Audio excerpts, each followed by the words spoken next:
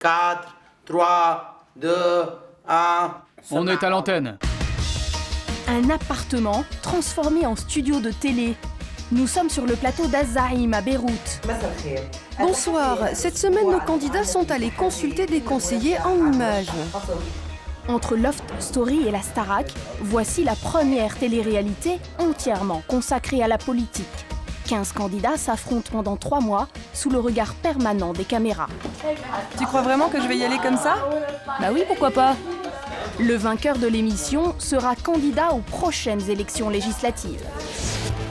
Un politicien en herbe dont la campagne sera financée par la chaîne de télé qui diffuse le programme.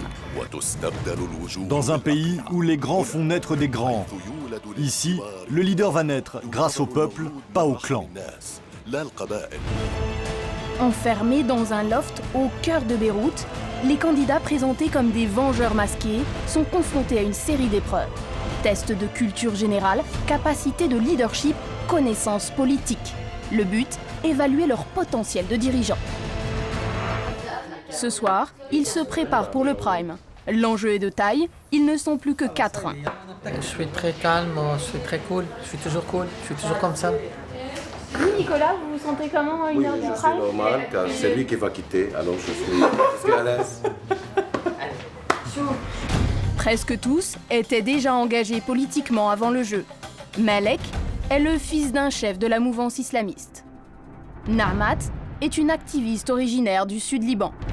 Nicolas, proche de la droite chrétienne, est chef d'entreprise.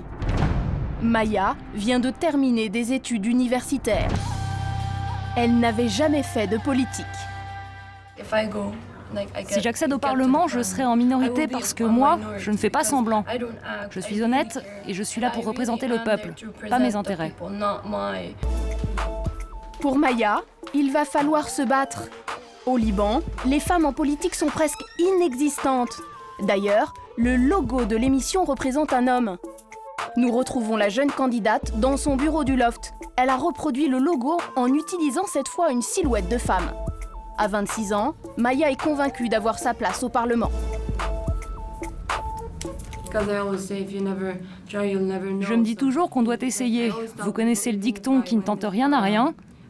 Et même si j'échoue à entrer au Parlement, j'aurai donné l'exemple et d'autres me suivront. Comme pour toute émission de télé-réalité, les candidats passent au confessionnal et balancent sur leurs petits copains. Narmat est la plus radicale dans ses propos. Elle s'accroche souvent avec les autres. Je me demande pourquoi elle va si loin. Télé-réalité oblige, le combat est rude et certains n'ont pas résisté. La première à avoir claqué la porte du loft, la voici. Come boy, you're a good boy. Myriam Klink, chanteuse et ancienne mannequin, a renoncé au loft mais pas à la politique. Aujourd'hui en campagne pour les législatives, elle vient enregistrer sa nouvelle chanson Az-Zaïm, le leader.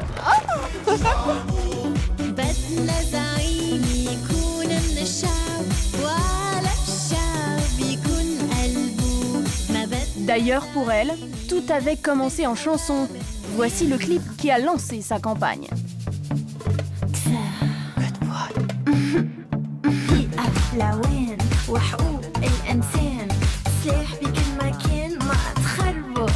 Sulfureuse, très critique envers les politiques de son pays, pour ce clip, elle est devenue la cible des religieux, choqués par des tenues peu dignes selon eux d'un homme d'État.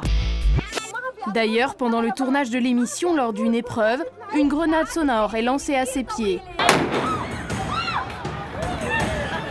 L'explosion lui fait perdre connaissance. Myriam s'évanouit et jette l'éponge. Depuis, remise de ses émotions, lorsqu'elle ne chante pas, elle sillonne le pays dans son humeur rose fluo. J'en avais marre de la situation au Liban. J'en avais marre de voir que la femme aujourd'hui, de l'extérieur, on croit qu'elle a ses droits, mais aujourd'hui, moi, en tant que femme, j'ai aucun droit. Je ne peux pas donner la nationalité à mon enfant. Et en plus, la femme libanaise, elle attend toujours que l'homme lui donne ses droits. Moi, au contraire, je dis que moi, je veux prendre mes droits de force.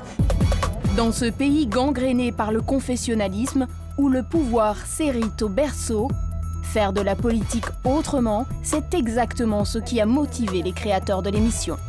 On est contre tous les leaders politiques dans ce pays. En fait, on est la vraie opposition. On se plaît à critiquer tous les politiciens car ils sont tous corrompus. Tous sans aucune exception. Homme d'affaires richissime, plusieurs fois courtisé pour être Premier ministre, Tahsin Hayat réussit à convaincre le président de la République, en personne, de venir lancer l'émission. Faire de la politique autrement, officiellement ici tout le monde y croit.